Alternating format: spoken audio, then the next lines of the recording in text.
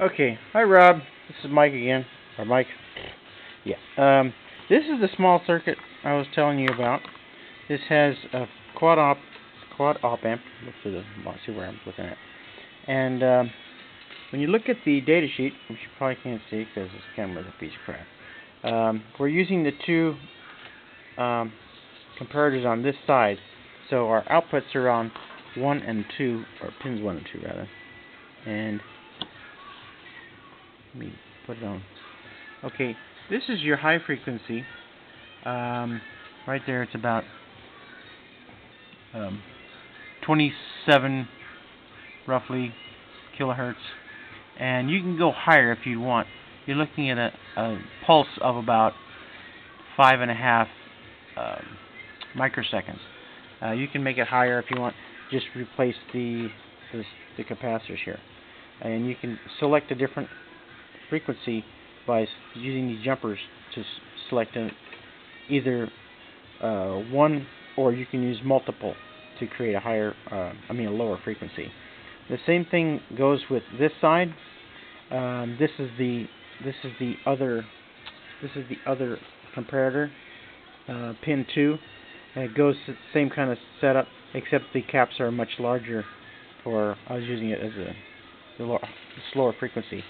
Now down here you've got two indicators. This one happens to be for the higher frequency, and that's low frequency.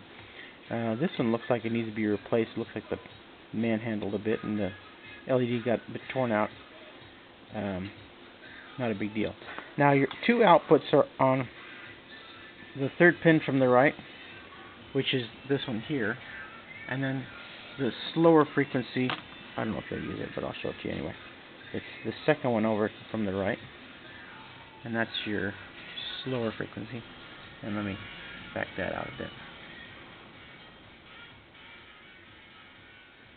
And it's pretty simple. Pull this off here. Okay. It's pretty simple. You've got these set of pins here, or wires coming off, going to I'm using a 10-turn pot to get a fair degree of resolution. And then you have the other pot here is what they would call the on time and the off time. So this basically, or rather, no, duty cycle. This moves the duty cycle, so you can adjust the width of the pulse.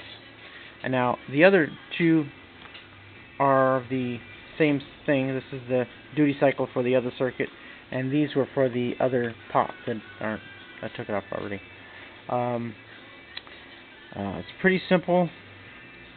I'll send you a set of the schematic in case you'd like to build it yourself or have something to refer to troubleshoot in case you have any problems. It's running currently on a 8-volt regulator. It's just what I had on hand. You can run it off of 12 volts from here. I'm just using a regular ATX power supply. And as a side note, let's show you what I'm working on. Let me see if I can back out a bit. I guess as far as I can go. This is my hydrogen generator circuit.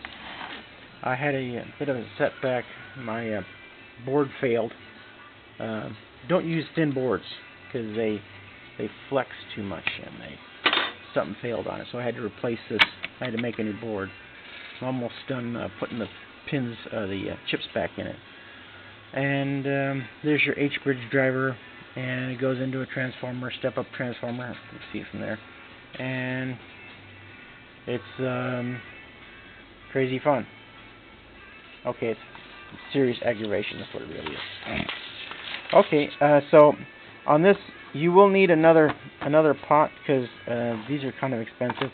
But either that, or you can. I'll put you another one of these in the box when I ship this if you want it, and you can just solder it directly to the board, and you can use that with a little trim screwdriver to adjust the frequency. Now, one more thing down here is this pot down here. Let me cover that up so you can see it. There's another small trim pot here. That is for actually adjusting the height of the pulse. You can make it lower or higher. That's what was in the original circuit when I got it, but I made some adjustments. So That's basically it. If you have any questions, let me know, and I'll get this posted and get to you as soon as possible. Alright, let me know if you need anything. That's Mike. I'm Mike. See you later.